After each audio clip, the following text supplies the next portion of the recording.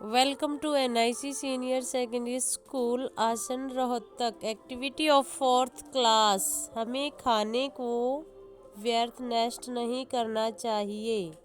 देखिए, विवाह का समय चल रहा है।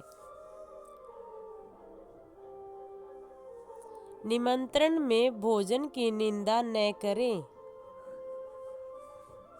कोई वर्षों से अचार रोटी खाता है। आपको मटर पनीर खिलाने के लिए उतना ही ले थाली में कि व्यर्थ न जाए नाली में। भोजन खाने के लिए है, फेंकने के लिए नहीं।